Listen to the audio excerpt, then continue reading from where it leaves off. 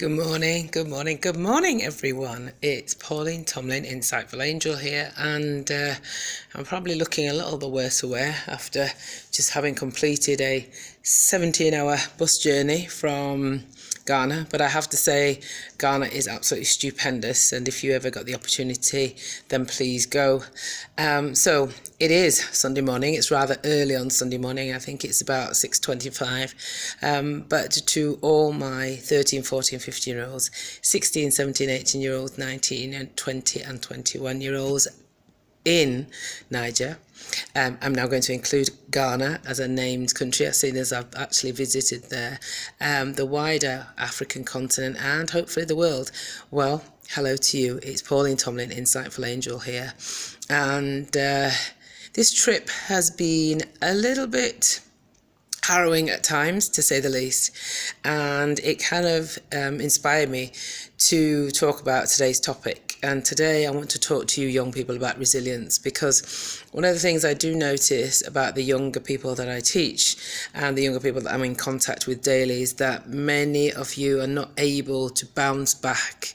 Many of you find it a bit of a challenge to not be 100% successful, whatever that means, at the first attempt, and you don't have the necessary emotional strength to pick yourselves up and keep going.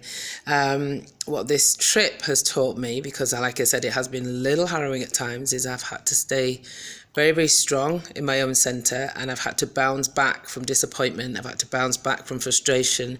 I've had to stay calm, stay cool, assess the situation, be aware of my environment, and then manage to keep myself in a space that is comfortable and calm.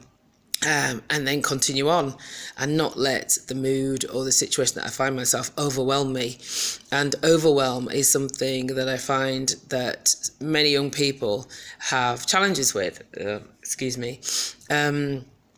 Just one little disappointment and they just feel overwhelmed and consumed by it. And so the way to develop resilience is just to, when you feel a little disappointed, someone has let you down, or perhaps you've not quite achieved something that you were aiming for the first time, try and take a deep breath.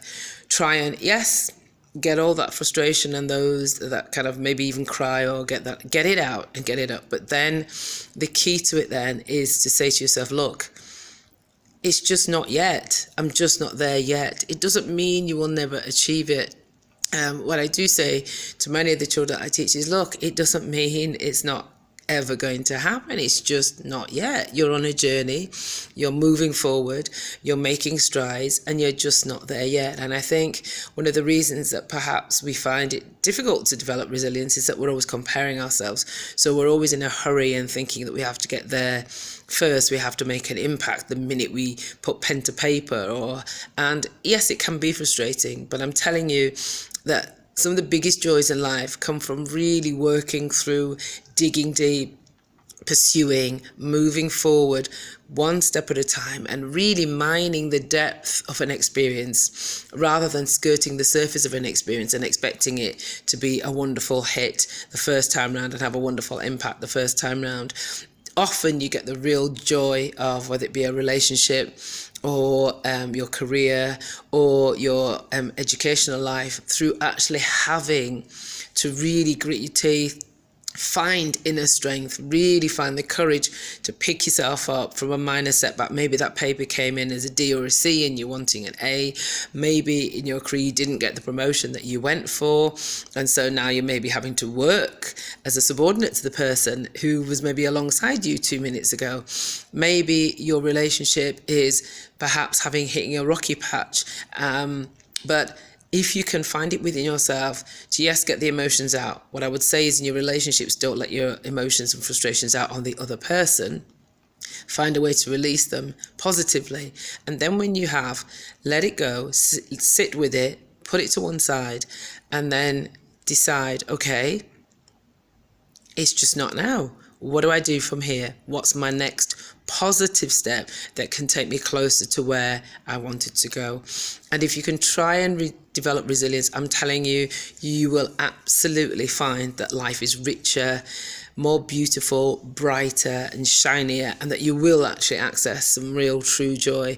Because I have to say, I feel incredibly proud of how I've behaved over this last rather grueling 17 hours on the road, because I've been dealing with some people who perhaps were a little power crazy, using their positions, were really quite blasé and nonchalant about how they dealt with the situation. And through all of that, I've had to really dig deep, say, no, it'll be okay, and keep moving forward. So I wish you joy today. I hope that you can find it within yourselves to practice resilience, because it is a very, very powerful tool that will serve you well throughout your life. This has been Pauline Tomlin, Insightful Angel. This is my message for today, and I want to say good luck, best wishes, and a happy Sunday.